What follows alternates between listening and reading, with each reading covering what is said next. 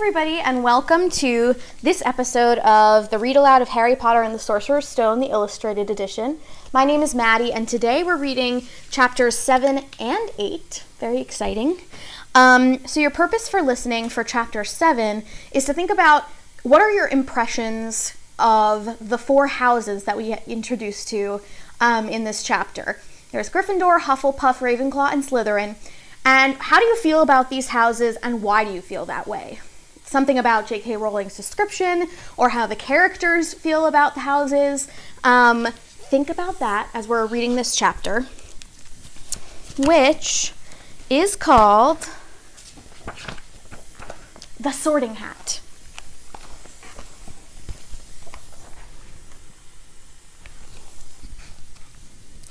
The door swung open at once. A tall, black-haired witch in emerald green robes stood there. She had a very stern face, and Harry's first thought was that this was not someone to cross.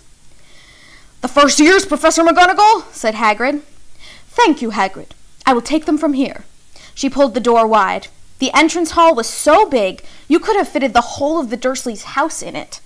The stone walls were lit with flaming torches like the ones at Gringotts. The ceiling was too high to make out, and a magnificent marble staircase facing them led to the upper floors. They followed Professor McGonagall across the flagged stone floor. Harry could hear the drone of hundreds of voices from a doorway to the right.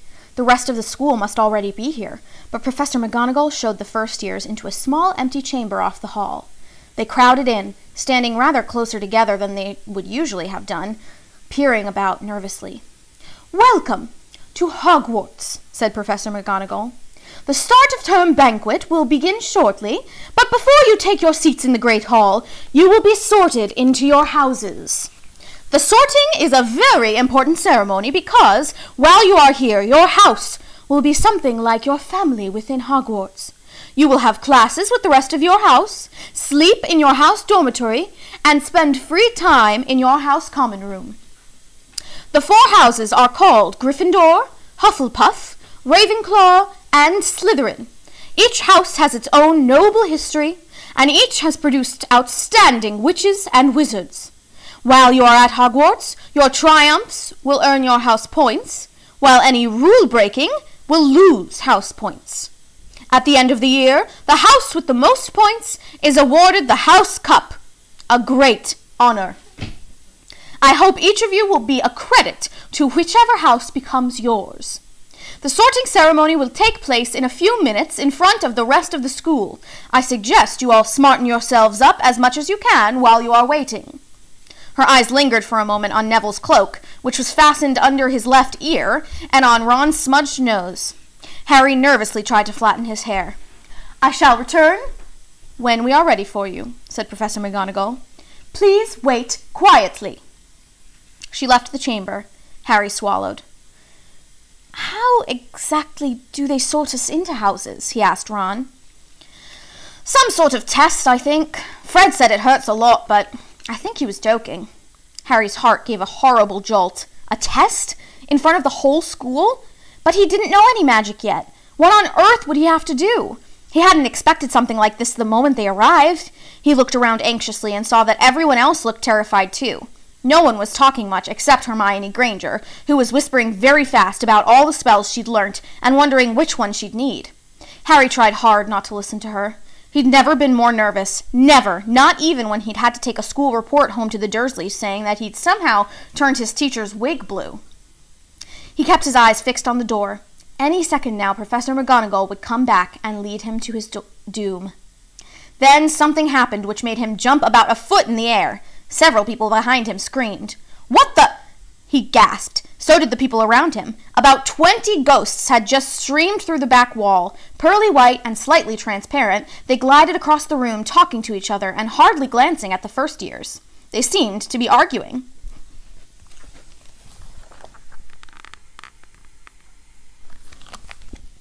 What looked like a fat little monk was saying, "Forgive and forget, I say. We ought to give him a second chance.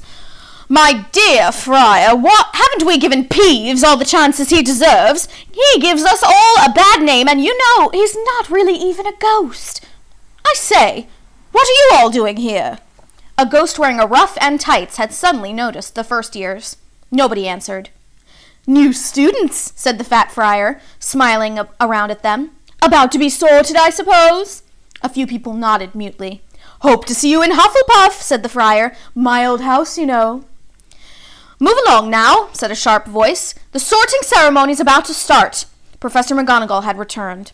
One by one, the ghosts floated away through the opposite wall. "Now, form a line," Professor McGonagall told the first years, "and follow me."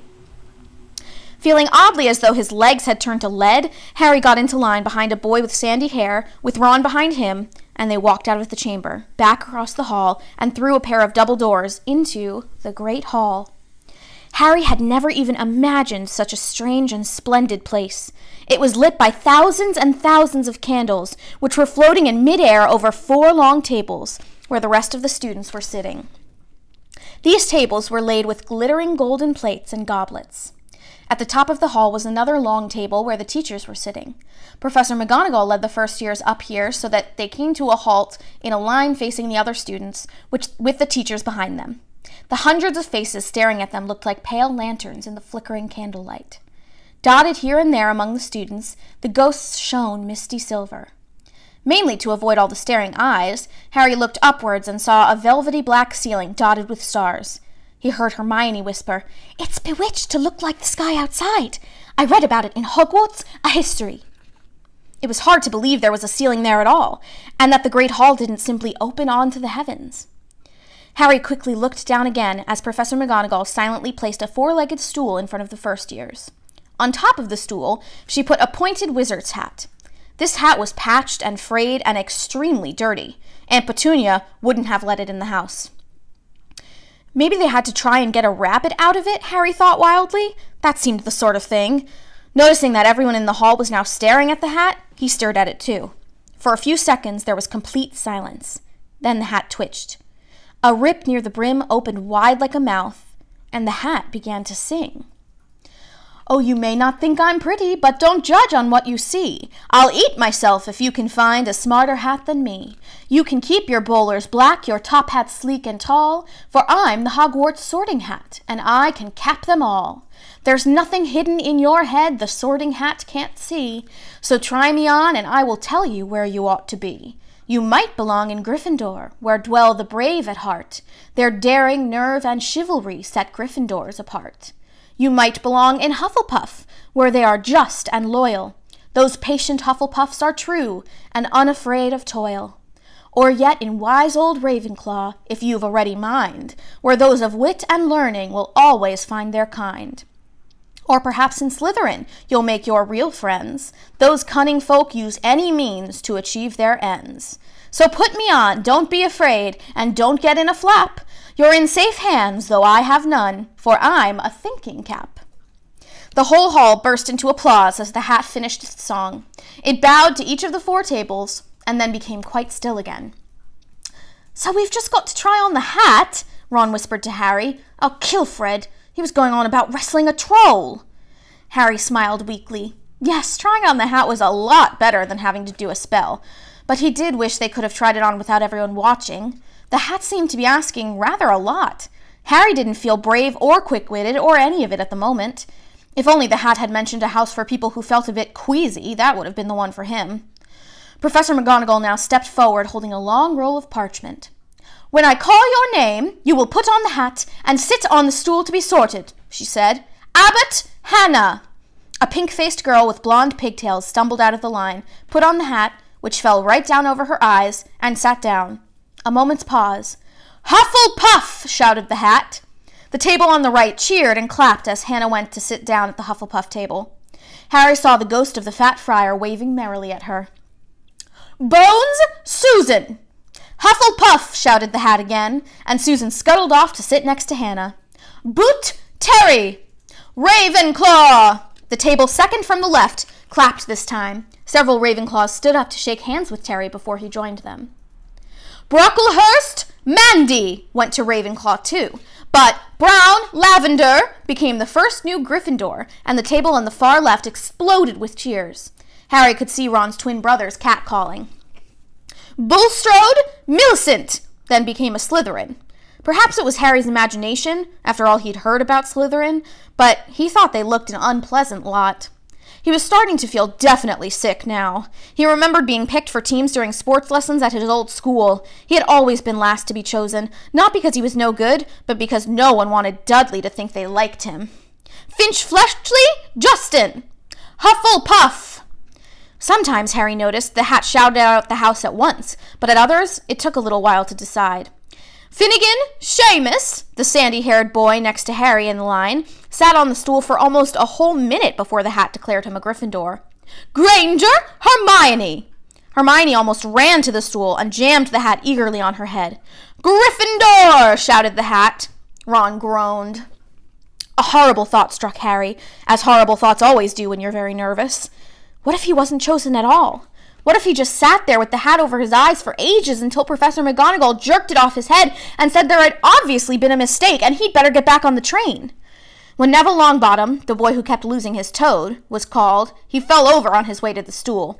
The hat took a long time to decide with Neville. When it finally shouted, Gryffindor! Neville ran off still wearing it and had to jog back amid gales of laughter to give it to MacDougal Morag. Malfoy swaggered forward when his name was called, and got his wish at once. The hat had barely touched his head when it screamed, Slytherin! Malfoy went to join his friends Crabbe and Goyle, looking pleased with himself. There weren't many people left now. Moon, Noct, Parkinson, then a pair of twin girls, Patil and Patil, then Perks, Sally Ann, and then, at last, Potter, Harry! As Harry stepped forward, whispers suddenly broke out like little hissing fires all over the hall. Potter, did she say? The Harry Potter? The last thing Harry saw before the hat dropped over his eyes was the hall full of people craning to get a good look at him. Next second, he was looking at the black inside of the hat. He waited.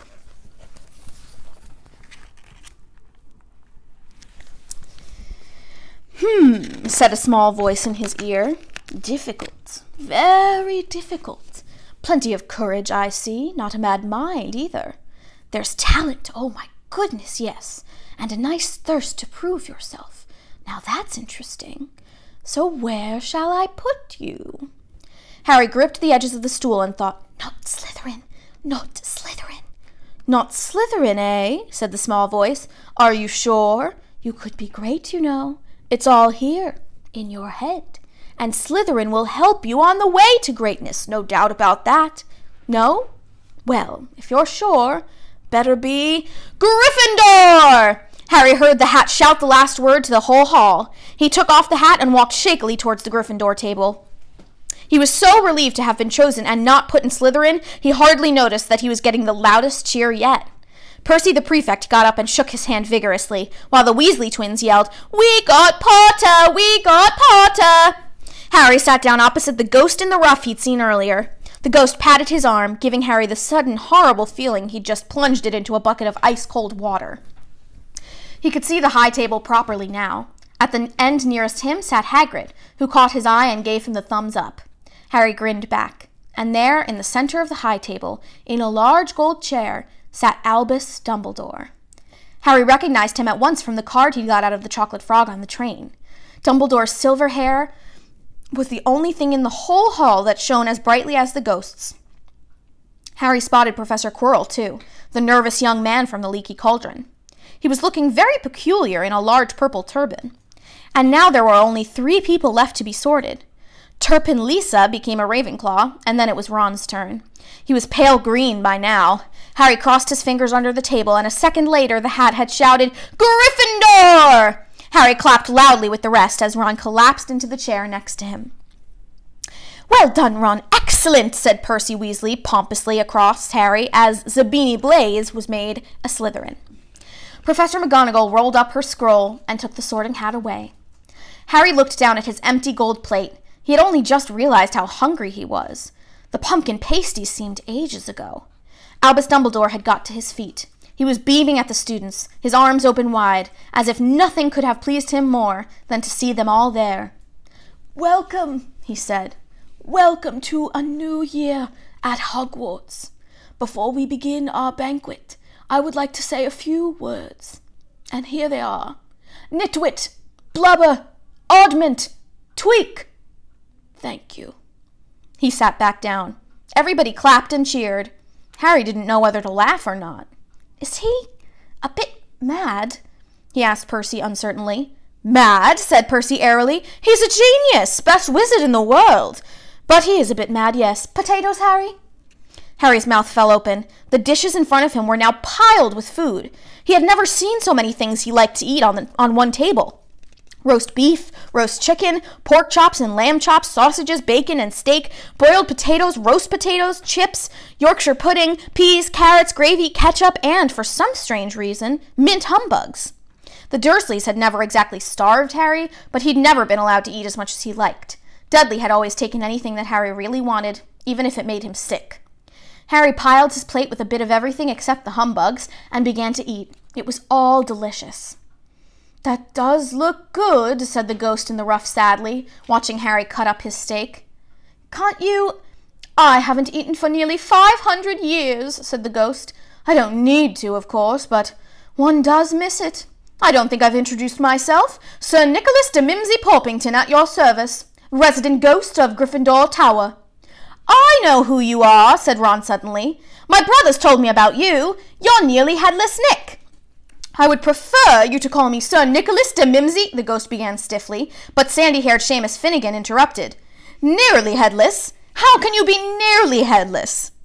Sir Nicholas looked extremely miffed, as if their little chat wasn't going at all the way he wanted. Like this, he said irritably. He seized his left ear and pulled. His whole head swung off his neck and fell onto his shoulder as if it was on a hinge. Someone had obviously tried to behead him, but not done it properly. Looking pleased at the stunned looks on their faces, nearly headless Nick flopped his head back onto his neck, coughed, and said, So, new Gryffindors, I hope you're going to help us win the house championship this year. Gryffindor have never gone so long without winning. Slytherin have got the cup 6 years in a row. The Bloody Baron's becoming almost unbearable. He's the Slytherin ghost.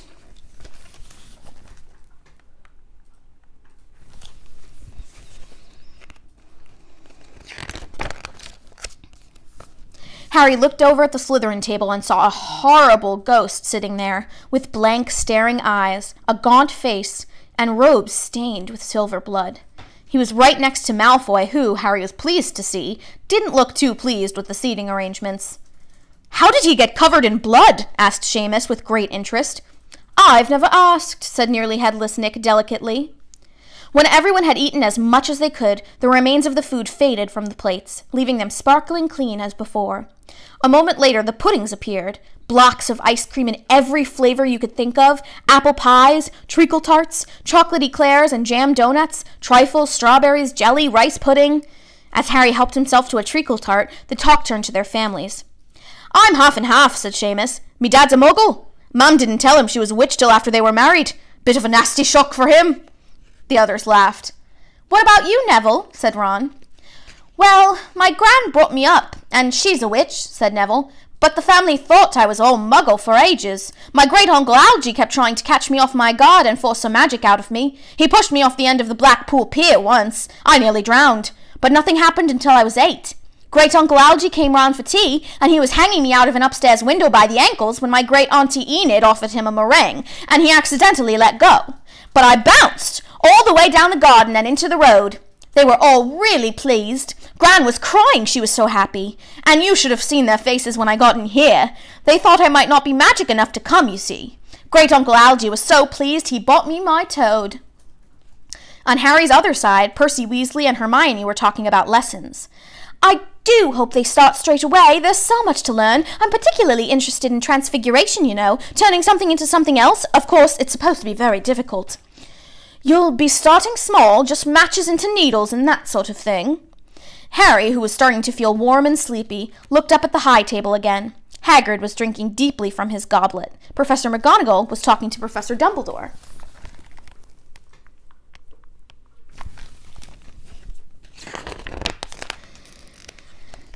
Professor Quirrell, in his absurd turban, was talking to a teacher with greasy black hair, a hooked nose, and sallow skin. It happened very suddenly. The hook-nosed teacher looked past Quirrell's turban straight into Harry's eyes, and a sharp, hot pain shot across the scar on Harry's forehead. Ouch! Harry clapped a hand to his head. What is it? asked Percy. Nothing. The pain had gone as quickly as it had come. Harder to shake off was the feeling Harry had got from the teacher's look. A feeling that he didn't like Harry at all. "Who's that teacher talking to Professor Quirrell?" he asked Percy. "Oh, you know Quirrell already, do you? No wonder he's looking so nervous. That's Professor Snape. He teaches potions, but he doesn't want to. Everyone knows he's after Quirrell's job. Knows an awful lot about the dark arts, Snape." Harry watched Snape for a while, but Snape didn't look at him again. At last, the puddings too disappeared, and Professor Dumbledore got to his feet again. The hall fell silent. "Just a few more words now we are all fed and watered.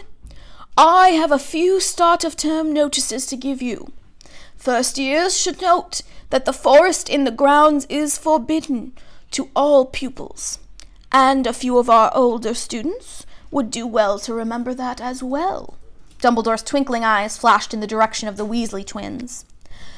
"I have also been asked by Mr. Filch, the caretaker, to remind you all that no magic should be used between classes in the corridors. Quidditch trials will be held in the second week of term. Anyone interested in playing for their house teams should contact Madam Hooch. And finally, I must tell you that this year the third-floor corridor on the right-hand side is out of bounds to everyone who does not wish to die a very painful death." Harry laughed, but he was one of the few who did. "He's not serious," he muttered to Percy. "Must be," said Percy, frowning at Dumbledore. "It's odd, because he usually gives us a reason why we're not allowed to go somewhere. The forest's full of dangerous beasts, everyone knows that. I do think he might have told us prefects at least." "And now, before we go to bed, let us sing the school song," cried Dumbledore. Harry noticed that the other teachers' smiles had become rather fixed. Dumbledore gave his wand a little flick, as if he was trying to get a fly off the end, and a long golden ribbon flew out of it, which rose high above the tables and twisted itself snake-like into words. "Everyone pick their favorite tune," said Dumbledore, "and off we go!" And the school bellowed, "Hogwarts, Hogwarts, Hoggy-Warty Hogwarts, teach us something, please. Whether we be old and bald or young with scabby knees, our heads could do with filling with some interesting stuff. For now they're bare and full of air, dead flies and bits of fluff. So teach us things worth knowing, bring back what we've forgot. Just do your best, we'll do the rest, and learn until our brains all rot." Everybody finished the song at different times. At last, only the Weasley twins were left singing along to a very slow funeral march. Dumbledore conducted their last few lines with his wand, and when they had finished, he was one of those who clapped loudest. "Ah, music," he said, wiping his eyes, "a magic beyond all we do here. And now, bedtime. Off you trot." The Gryffindor first years followed Percy through the chattering crowds, out of the great hall and up the marble staircase. Harry's legs were like lead again, but only because he was so tired and full of food. He was too sleepy even to be surprised that the people in the portraits along the corridors whispered and pointed as they passed, or that twice Percy led them through doorways hidden behind sliding panels and hanging tapestries. They climbed more staircases, yawning and dragging their feet, and Harry was just wondering how much further they had to go when they came to a sudden halt. A bundle of walking sticks was floating in midair ahead of them, and as Percy took a step towards them, they started throwing themselves at him. "Peeves," Percy whispered to the first years. "A poltergeist." He raised his voice. "Peeves, show yourself!" A loud, rude sound, like the air being let out of a balloon, answered. "Do you want me to go to the Bloody Baron?" There was a pop, and a little man with wicked dark eyes and a wide mouth appeared, floating cross-legged in the air, clutching the walking sticks. "Ooh," he said with an evil cackle. "Equal thirsties, what fun!" He swooped suddenly at them. They all ducked. "Go away, Peeves, or the Baron'll hear about this. I mean it," barked Percy. Peeves stuck out his tongue and vanished, dropping the walking sticks on Neville's head. They heard him zooming away, rattling coats of armor as he passed.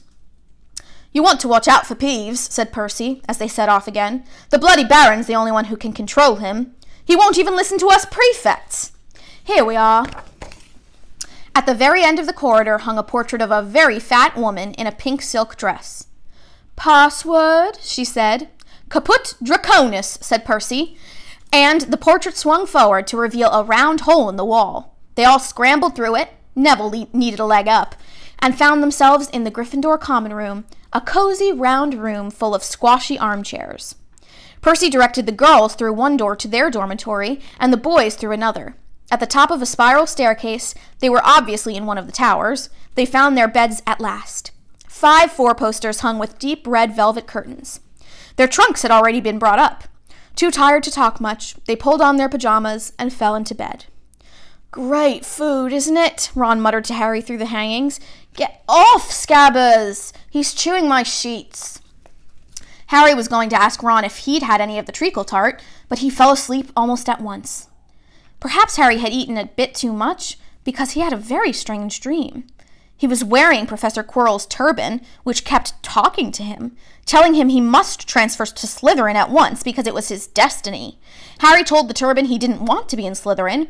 It got heavier and heavier. He tried to pull it off, but it tightened painfully, and there was Malfoy, laughing at him as he struggled with it. Then Malfoy turned into the hook-nosed teacher, Snape, whose laugh became high and cold. There was a burst of green light, and Harry woke, sweating and shaking. He rolled over and fell asleep again, and when he woke the next day, he didn't remember the dream at all. That is Chapter 7. Now on to Chapter 8, which is called The Potions Master. So for Chapter 8, your purpose for listening is to try to make a prediction. How do we feel about Snape thus far? And how do you think he's going to act throughout the rest of the book? Why does he act this way towards Harry? What are his motives? You'll see in this chapter we get to know a lot about Snape, and he acts a little bit strange or maybe unexpected. So I want you to think about what might happen with him throughout the rest of the book and the rest of the series. Okay. Chapter 8, The Potions Master. There, look. Where? Next to the tall kid with the red hair. Wearing the glasses? Did you see his face? Did you see his scar? Whispers followed Harry from the moment he left his dormitory next day. People queuing outside classrooms stood on tiptoe to get a look at him, or doubled back to pass him in the corridors again, staring. Harry wished they wouldn't, because he was trying to concentrate on finding his way to classes. There were 142 staircases at Hogwarts, wide, sweeping ones, narrow, rickety ones, some that led somewhere different on a Friday, some with a vanishing step halfway up that you had to remember to jump. Then there were doors that wouldn't open unless you asked politely or tickled them in exactly the right place, and doors that weren't really doors at all, but solid walls, just pretending. It was also very hard to remember where anything was, because it all seemed to move around a lot. The people in the portraits kept going to visit each other, and Harry was sure the coats of armor could talk. The ghosts didn't help either. It was always a nasty shock when one of them glided suddenly through a door you were trying to open. Nearly Headless Nick was always happy to point new Gryffindors in the right direction, but Peeves the Poltergeist was worth 2 locked doors and a trick staircase if you met him when you were late for class. He would drop waste paper baskets on your head, pull rugs from under your feet, pelt you with bits of chalk, or sneak up behind you invisible, grab your nose, and screech, "Got you, conk!" Even worse than Peeves, if that was possible, was the caretaker, Argus Filch. Harry and Ron managed to get on the wrong side of him on their very first morning. Filch found them trying to force their way through a door which unluckily turned out to be the entrance to the out-of-bounds corridor on the 3rd floor. He wouldn't believe they were lost, was sure they were trying to break into it on purpose, and was threatening to lock them in the dungeons when they were rescued by Professor Quirrell, who was passing. Filch owned a cat called Mrs. Norris, a scrawny, dust-colored creature with bulging, lamp-like eyes just like Filch's. She patrolled the corridors alone. Break a rule in front of her, put just one toe out of line, and she'd whisk off for Filch, who'd appear wheezing 2 seconds later. Filch knew the secret passageways of the school better than anyone, except perhaps the Weasley twins, and could pop up as suddenly as any of the ghosts. The students all hated him, and it was the dearest ambition of many to give Mrs. Norris a good kick. And then, once you had managed to find them, there were the lessons themselves. There was a lot more to magic, as Harry quickly found out, than waving your wand and saying a few funny words. They had to study the night skies through their telescopes every Wednesday at midnight and learn the names of different stars and the movements of the planets. 3 times a week they went out to the greenhouses behind the castle to study herbology, with a dumpy little witch called Professor Sprout, where they learned how to take care of all the strange plants and fungi and found out what they were used for. Easily the most boring lesson was History of Magic, which was the only class taught by a ghost. Professor Binns had been very old indeed when he had fallen asleep in front of the staff room fire and got up next morning to teach, leaving his body behind him. Binns droned on and on while they scribbled down names and dates and got Emmerich the Evil and Uric the Oddball mixed up. Professor Flitwick, the charms teacher, was a tiny little wizard who had to stand on a pile of books to see over his desk. At the start of their first lesson, he took the register, and when he reached Harry's name, he gave an excited squeak and toppled out of sight. Professor McGonagall was again different. Harry had been quite right to think she wasn't a teacher to cross. Strict and clever, she gave them a talking to the moment they had sat down in her first class. Transfiguration is some of the most complex and dangerous magic you will learn at Hogwarts, she said. Anyone messing around in my class will leave and not come back. You have been warned. She then changed her desk into a pig and back again. They were all very impressed and couldn't wait to get started, but soon realized they weren't going to be changing the furniture into animals for a long time. After making a lot of complicated notes, they were each given a match and started trying to turn it into a needle. By the end of the lesson, only Hermione Granger had made any difference to her match. Professor McGonagall showed the class how it had gone all silver and pointy and gave Hermione a rare smile. The class everyone had really been looking forward to was Defense Against the Dark Arts, but Quirrell's lessons turned out to be a bit of a joke. His classroom smelled strongly of garlic, which everyone said was to ward off a vampire he'd met in Romania and was afraid would be coming back to get him one of these days. His turban, he told them, had been given to him by an African prince as a thank you for getting rid of a troublesome zombie, but they weren't sure they believed this story. For one thing, when Seamus Finnegan asked eagerly to hear how Quirrell had fought off the zombie, Quirrell went pink and started talking about the weather. For another, they had noticed that a funny smell hung around the turban, and the Weasley twins insisted that it was stuffed full of garlic as well, so that Quirrell was protected wherever he went. Harry was very relieved to find out that he wasn't miles behind everyone else. Lots of people had come from Muggle families, and, like him, hadn't had any idea that they were witches and wizards. There was so much to learn that even people like Ron didn't have much of a head start. Friday was an important day for Harry and Ron. They finally managed to find their way down to the Great Hall for breakfast without getting lost once. "What have we got today?" Harry asked Ron as he poured sugar on his porridge. "Double potions with the Slytherins," said Ron. "Snape's head of Slytherin House. They say he always favors them. We'll be able to see if it's true." "Wish McGonagall favored us," said Harry. Professor McGonagall was head of Gryffindor House, but it hadn't stopped her from giving them a huge pile of homework the day before. Just then, the post arrived. Harry had got used to this by now, but it had given him a bit of a shock on the first morning when about 100 owls had suddenly streamed into the Great Hall during breakfast, circling the tables until they saw their owners and dropping letters and packages onto their laps.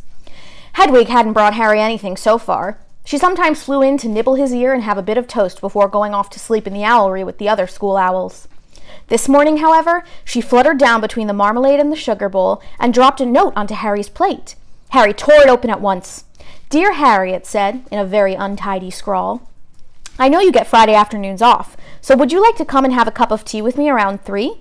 I want to hear all about your first week. Send us an answer back with Hedwig. Hagrid." Harry borrowed Ron's quill, scribbled, "Yes, please, see you later," on the back of the note, and sent Hedwig off again. It was lucky that Harry had tea with Hagrid to look forward to, because the potions lesson turned out to be the worst thing that had happened to him so far. At the start of term banquet, Harry had got the idea that Professor Snape disliked him. By the end of the first potions lesson, he knew he'd been wrong. Snape didn't dislike Harry. He hated him.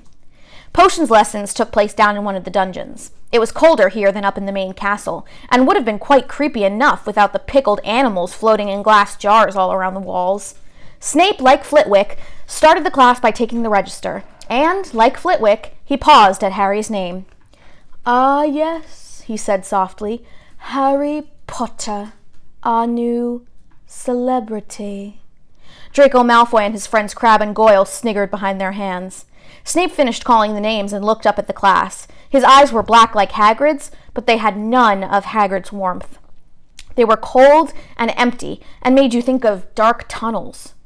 "You are here to learn the subtle science and exact art of potion making," he began. He spoke in barely more than a whisper, but they caught every word. Like Professor McGonagall, Snape had the gift of keeping a class silent without effort. As there is little foolish wand-waving here, many of you will hardly believe this is magic. I don't expect you will really understand the beauty of the softly simmering cauldron, with its shimmering fumes, the delicate power of liquids that creep through human veins, bewitching the mind, ensnaring the senses. I can teach you how to bottle fame, brew glory, even stopper death. If you aren't as big a bunch of dunderheads as I usually have to teach.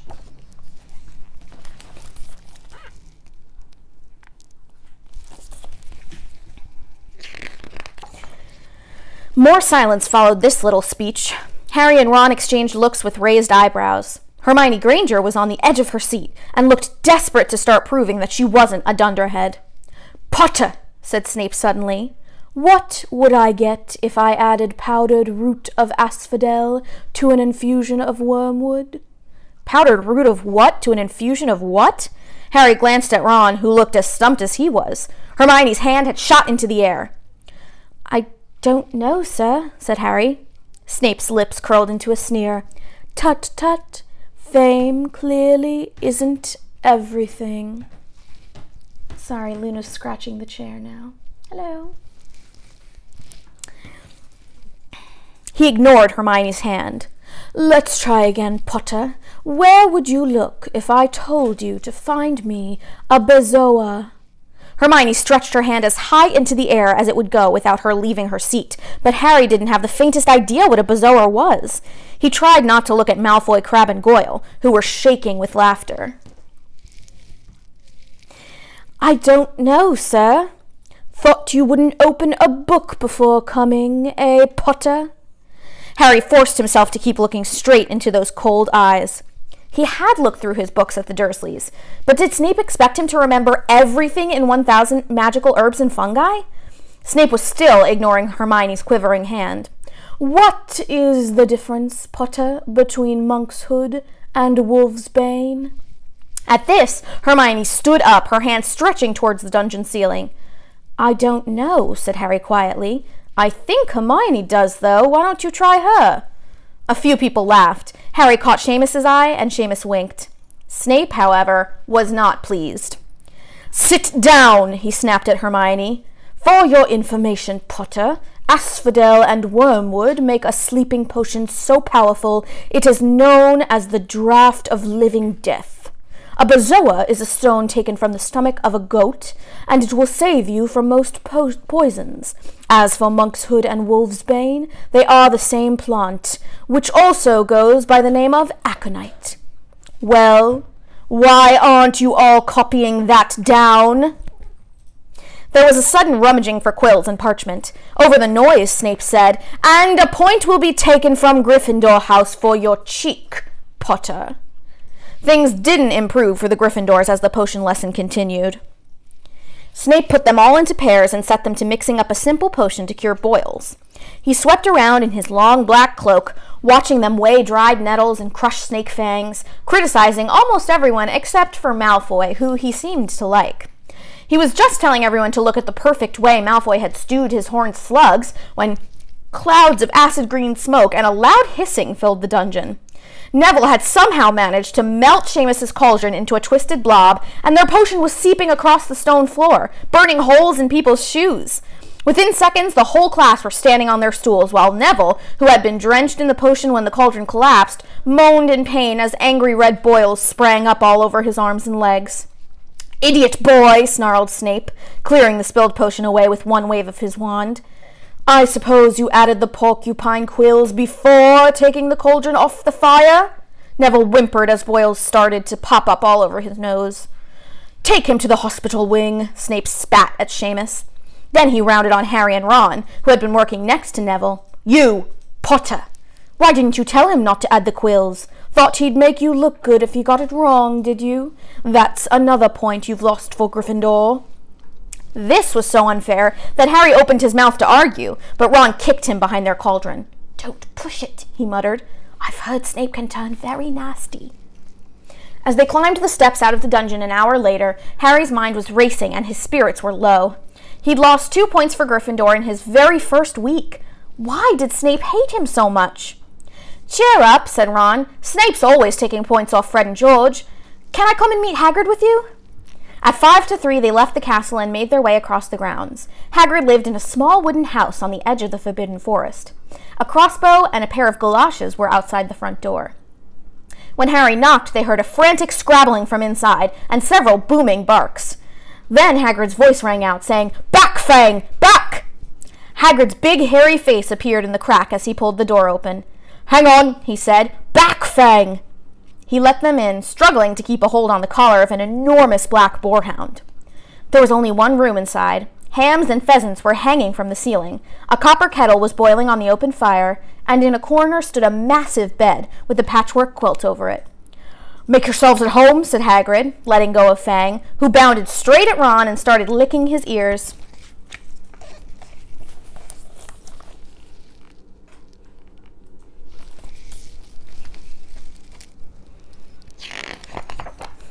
Like Hagrid, Fang was clearly not as fierce as he looked. "This is Ron," Harry told Hagrid, who was pouring boiling water into a large teapot and putting rock cakes onto a plate. "Another Weasley, eh?" said Hagrid, glancing at Ron's freckles. "I spent half me life chasing your twin brothers away from the forest." The rock cakes almost broke their teeth, but Harry and Ron pretended to be enjoying them as they told Hagrid all about their first lessons. Fang rested his head on Harry's knee and drooled all over his robes. Harry and Ron were delighted to hear Hagrid call Filch "that old git." "And as for that cat, Mrs. Norris, I'd like to introduce her to Fang sometime. Do you know, every time I go up to the school, she follows me everywhere. Can't get rid of her. Filch puts her up to it." Harry told Hagrid about Snape's lesson. Hagrid, like Ron, told Harry not to worry about it, that Snape liked hardly any of the students. "But he seemed to really hate me." "Rubbish," said Hagrid. "Why should he?" Yet Harry couldn't help thinking that Hagrid didn't quite meet his eyes when he said that. "How's your brother Charlie?" Hagrid asked Ron. "I liked him a lot. Great with animals." Harry wondered if Hagrid had changed the subject on purpose. While Ron told Hagrid all about Charlie's work with dragons, Harry picked up a piece of paper that was lying on the table under the tea cozy. It was a cutting from the Daily Prophet. Gringotts break-in latest. Investigations continue into the break-in at Gringotts on the 31st July, widely believed to be the work of dark wizards or witches unknown. Gringotts goblins today insisted that nothing had been taken. The vault that was searched had in fact been emptied the same day. "But we're not telling you what was in there, so keep your noses out of it if you know what's good for you," said a Gringotts spokes-goblin this afternoon. Harry remembered Ron telling him on the train that someone had tried to rob Gringotts, but Ron hadn't mentioned the date. "Hagrid," said Harry, "that Gringotts break-in happened on my birthday. It might have been happening while we were there." There was no doubt about it. Hagrid definitely didn't meet Harry's eyes this time. He grunted and offered him another rock cake. Harry read the story again. The vault that was searched had in fact been emptied earlier that same day. Hagrid had emptied Vault 713, if you could call it emptying, taking out that grubby little package. Had that been what the thieves were looking for? As Harry and Ron walked back to the castle for dinner, their pockets weighed down with rock cakes they'd been too polite to refuse, Harry thought that none of the lessons he'd had so far had given him as much to think about as tea with Hagrid. Had Hagrid collected that package just in time? Where was it now? And did Hagrid know something about Snape that he didn't want to tell Harry? That is Chapter 8. In the next video, we'll be reading Chapter 9, The Midnight Duel. Sorry for the outfit and hair change in the middle. I had some technical difficulties with this one, but I hope you all enjoyed, and I'll see you in the next one. Stay safe and healthy. Bye!